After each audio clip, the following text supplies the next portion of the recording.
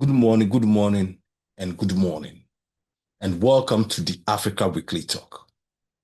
Today's subject on the docket is the state of my beloved Maryland. I mean, the state of my beloved Maryland. I mean, fellows, today's subject has to do with the state of Maryland, August 16th, 2026, as I speak. How the great state of Maryland, is what it is today. I mean, talk about the tax policies, MV taxes, property taxes, employment, jobs, federal employees impacted by the Doge and all of that stuff, and how that have had a lot of impacts on the state of Maryland, especially also the social policies of the government of Maryland, which have also had a lot of impact on the children of Maryland, especially after COVID, all the way to this year. And fellows, this is in the wake of last week's unfortunate incident, very unfortunate incident, where you had 12 to 15-year-olds, we're talking about 7 kids altogether, steal an Kia Optima, driving around in Montgomery County, speeding and crashing into an oncoming car driven by an engineer who was on his way to work around 4:30, 5 o'clock a.m. in the morning.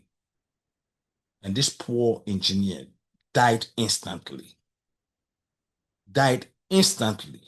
upon the impact of that crash on Great Seneca Highway in Montgomery County. Very unfortunate and sad incident, fellows.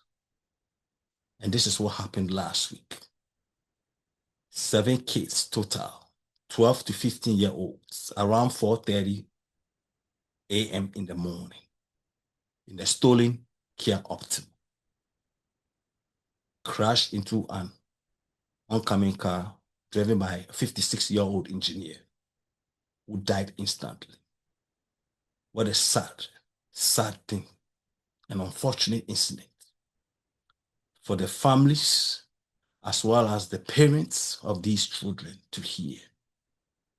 And my heart goes to these kids who are still, some of them are still hospitalized in critical condition. Hopefully, by the grace of God, they will all recover and be able to get the counseling that they deserve and they need.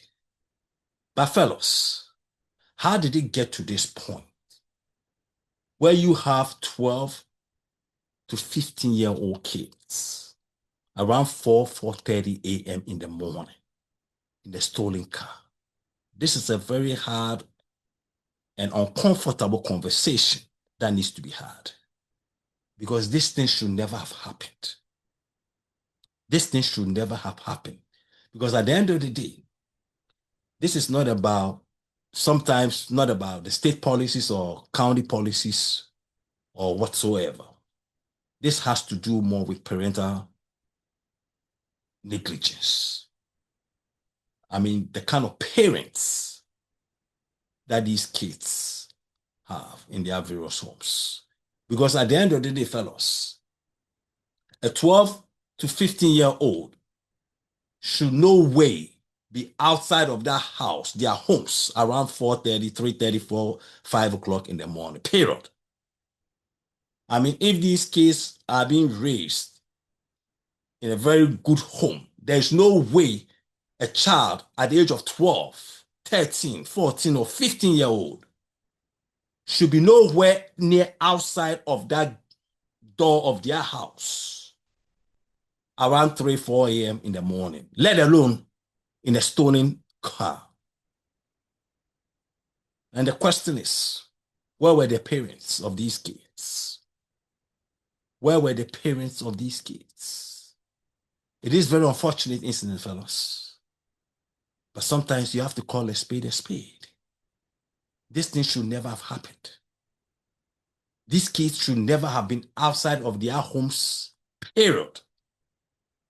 Now you have a father, I think a father of 4 or 5, 56-year-old engineer, dead. Look at the trauma that his children will have to go through for the rest of their lives. Now his children will have to live for the rest of their lives with no father figure, with no father to guide them for the rest of their lives because of the negligence of some parents. Because if these parents had taken good care of their children and were hands-on with their kids to know exactly what is going on in their homes, no 12, 13, 14, 15-year-old kid should be outside their doors around 3, 4, 5 a.m. in the morning. It should never have happened. And unfortunately, this trauma is not just going to affect the deceased children and family, it's going to be on these kids for the rest of their lives too. That is the unfortunate, saddest thing. So it goes both ways.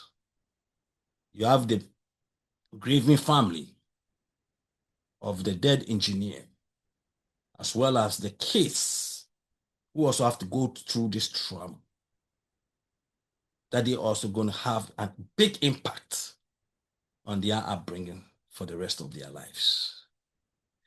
And now the question is, what will the county attorney and the state of Maryland do about this? Is it just going to be a slap on the hand on these kids and the parents? Or are they going to go hard on them? In my personal opinion, 12, 13, 14-year-old kids, it's very difficult to go hard on them.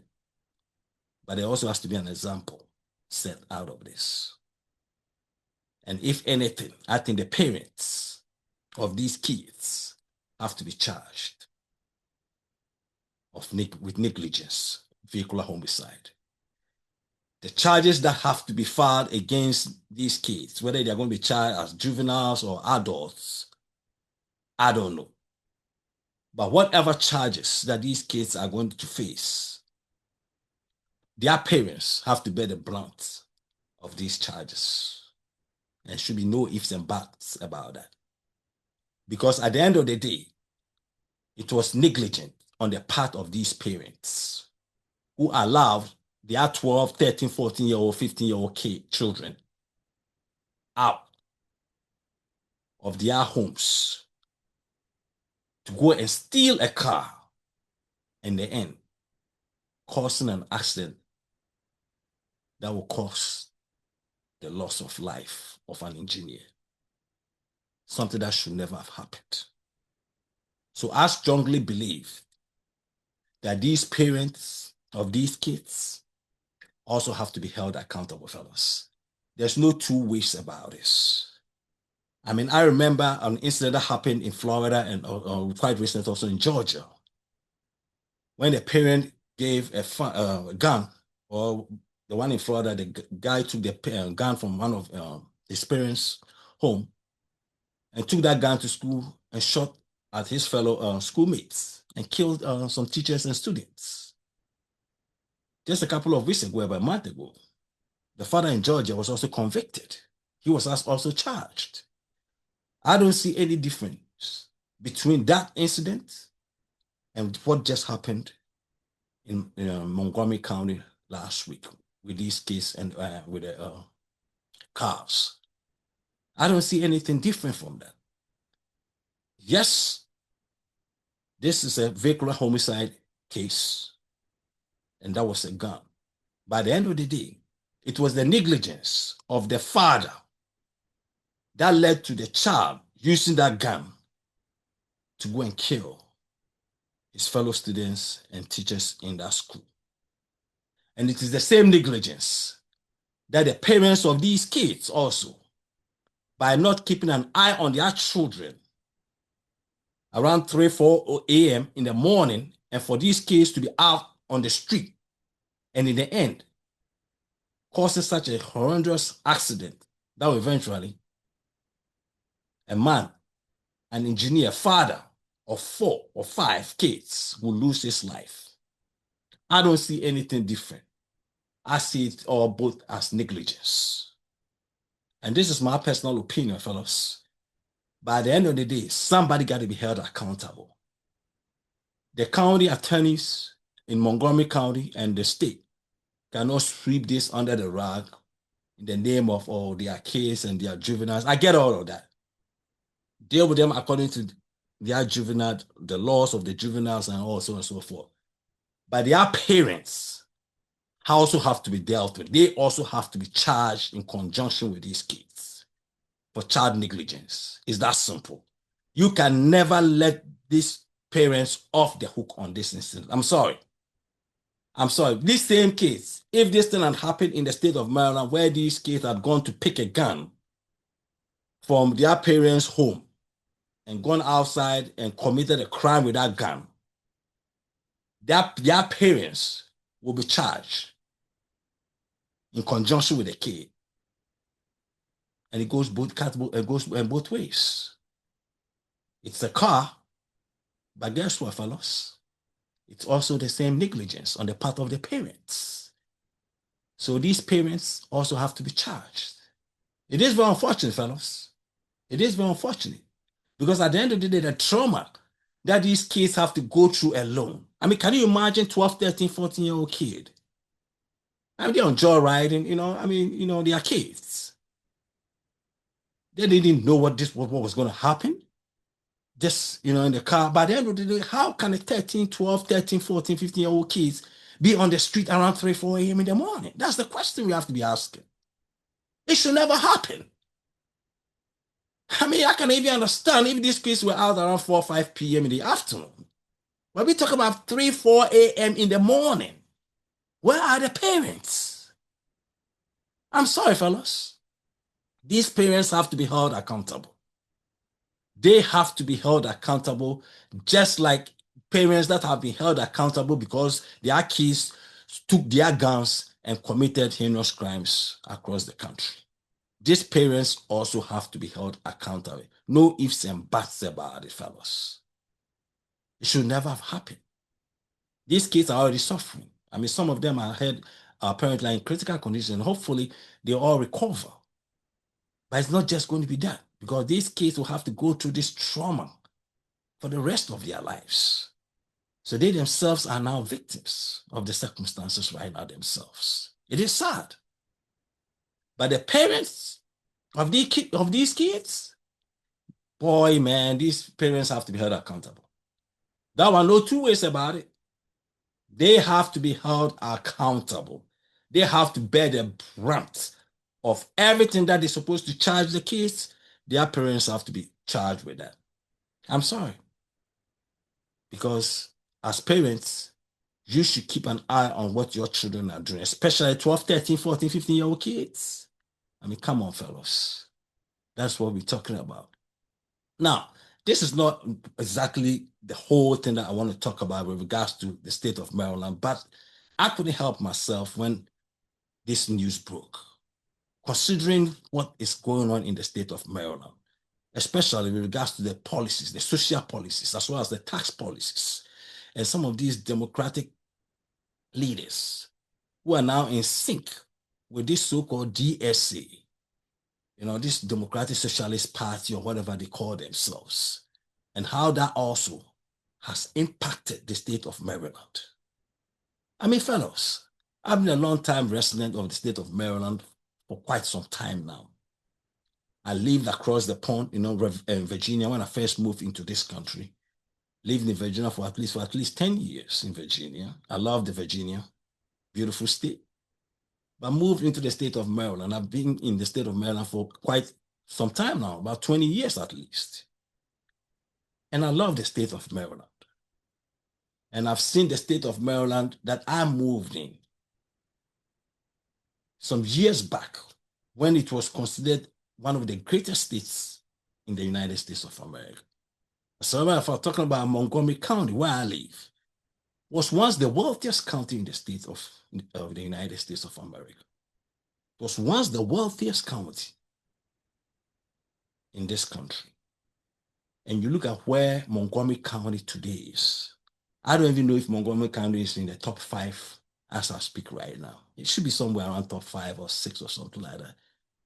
But once upon a time, Montgomery County was the wealthiest county in the whole United States of America. And the question is, how come? How come? And we're talking about a state that is controlled by the Democratic Party, fellows. There's no excuse. The Democratic Party controls the Senate, the General Assembly, and the governorship. And you go across all the counties in the state that are pretty much in the hands of the Democrats. So you talk about a state that is pretty much controlled, total control by one party system. And now you have some of these new Democrats who call themselves DSA, Socialist, Democratic Socialists, or whatever they call themselves, who have also have a grip.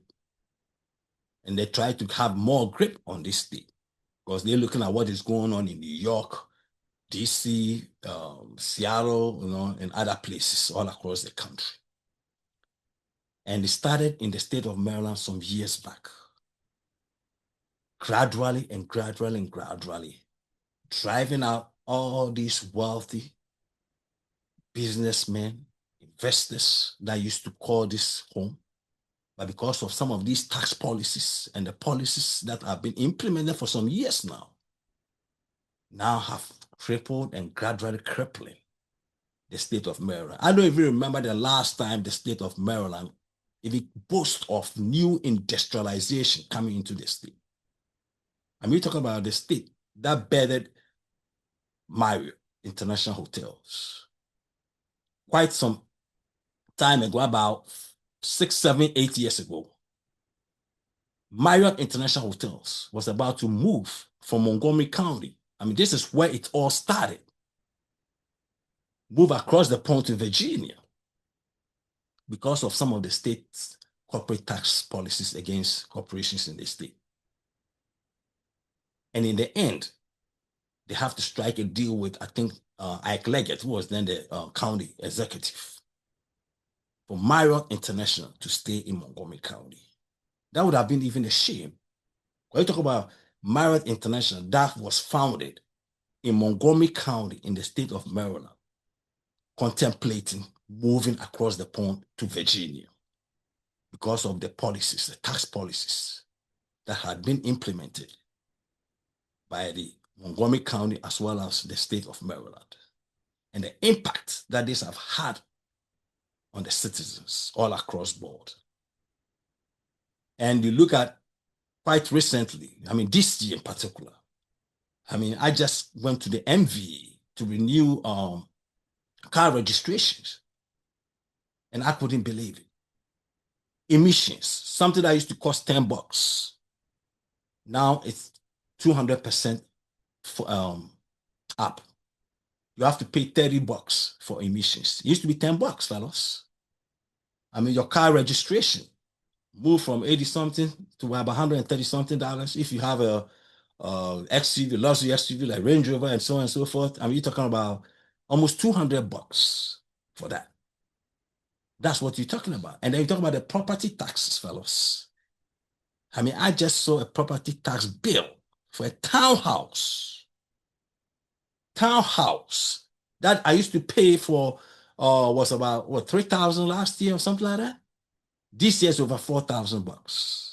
We talk about townhouse, $4,000 as property tax. I mean, let alone single family homes. So basically, go across the board in the state of Maryland taxation.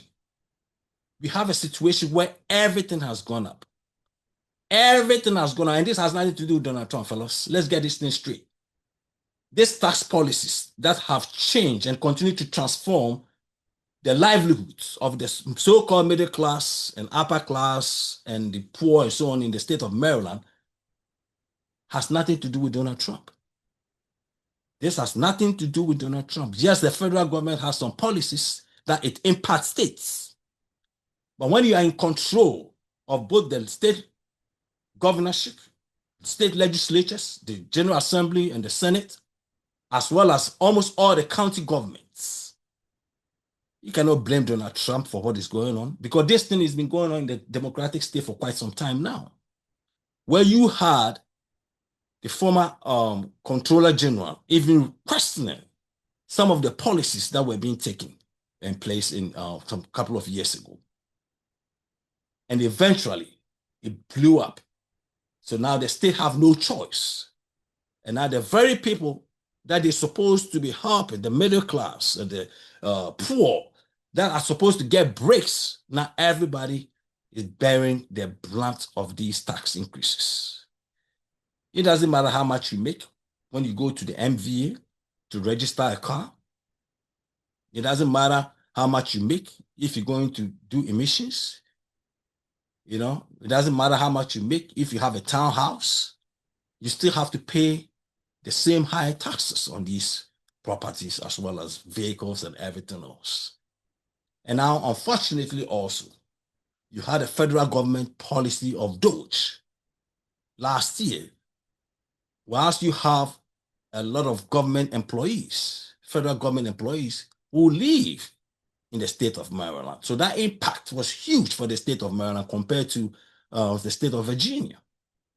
But all this boils down to governance, where the state of Maryland is, fellas. That's what it boils down to. So this is not about Donald Trump. I don't want to hear it when people say, oh, because Donald, no, yes, nothing. This thing started before Trump.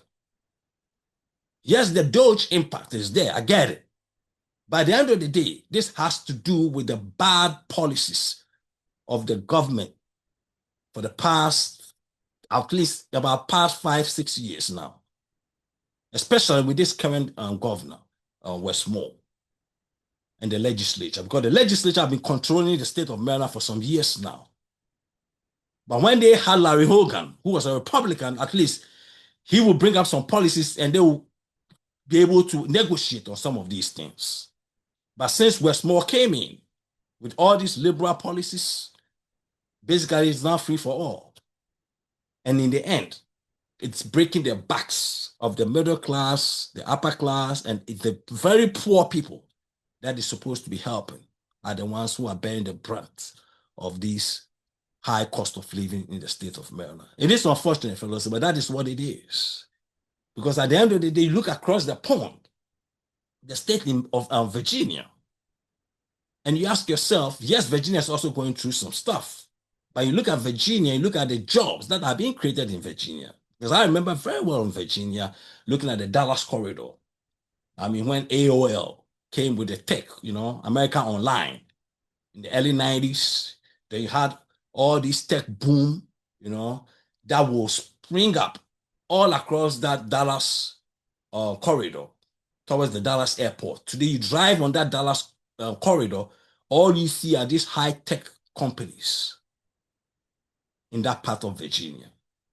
So Virginia, even though they also rely on the federal government in terms of employment, have a very good investment policies that is coming in from private sector that has helped Virginia to be able to manage this Doge crisis way better than the state of Maryland. Because the state of Maryland's policies pretty much that they've had for quite some time now have been against big tech and other industries. So it made it very difficult for itself to attract these companies to come to the state of Maryland. Like I said, I don't even remember the last time I heard of any big industrial boom in the state of Maryland. You're talking about the state, talking about Baltimore, which was once the industrial hub of the United States of America. Today, you go to the state of Baltimore, county of Baltimore, you don't have all those industries there anymore. It is unfortunate, and this has more to do with the policies of the current liberal democratic government that have had policies that pretty much have not benefited the middle class and the lower class citizens of these great states. By the end of the day, you cannot blame anybody but the citizens also who cast their votes. Because at the end of the day, like I said, the Democratic Party have had hold on this state for quite a long time. For quite a long time. I remember this some years back when at least you had about 3 or 4 Republicans as representatives from this state Congress. Because I remember some years back when we had Connie Morella, who was a Republican. Today, I don't think there's even a Republican representing Congress from the state of Maryland, except one Republican, if I'm not even mistaken. So pretty much the state governance is in the hands of the Democratic Party. And then the Democratic Party also is moving further to the left. Further to the left, where you have this so-called DSC, Democratic Socialists, who are now calling for no multimillionaires, no billionaires, and real distribution of wealth. And this is also hampering the investments that are needed from private investors to come into the state and into the county. I mean, these are unfortunate, fellows. I mean, you have some of these hard left, so-called DSC, Democratic Socialists in the Democratic Party, who are even worse than Karl Marx himself. I mean, not even Karl Marx. I would go further than Karl Marx. I'll go with Francois Noël Babeuf. Yes, that's how far left some of these Democrats are now. I mean, talking about Babeuf, Gracchus Babeuf. I mean, Gracchus Babeuf was before Marx. This was the guy who had a failed coup attempt in 1796 against the French Revolution. A egalitarian policy that he wanted. I mean, he's a real communist. He's the when you talk about the founding father of communism, Francois Noël Babeuf, also known as Gracchus Babeuf, is the original. And some of these people, so-called Democratic Socialists, are calling for the very thing that Babeuf was calling for in 1796. I mean, talking about he didn't say millionaires at that time, but I mean pretty much equal. Everybody have to have the same amount, equal of everything. Egalitarian policy. That's pure communism. Something that even Karl Marx, and Friedrich Engels even didn't call for. Now you have people in the DSA, so-called Democratic Socialists, who are part of the Democratic Party, also calling for the same kind of stuff. Where they don't want no millionaires or billionaires and all this thing and all that stuff, against people building wealth and so on and so forth. And that is what is also having impact on all these democratic states across the country. And it's about time the Democrats, if they want to see themselves also always controlling and winning elections in this country, have to stop these DSA people, because these DSAs, man, they're going to bring the Democratic Party down. Unfortunately, they are on their way bringing the Democratic Party, and Maryland will not be spared, because eventually people are going to wake up, because communism, socialism in Europe didn't work. If Karl Marx understood that capitalism to some extent brought people out of poverty, in Karl Marx's own words, said that one of the good things that happened during capitalism, industrial revolution, was when the industrialists were able to create jobs to bring people out of peasantry into the industrial world. This was Karl Marx's own words.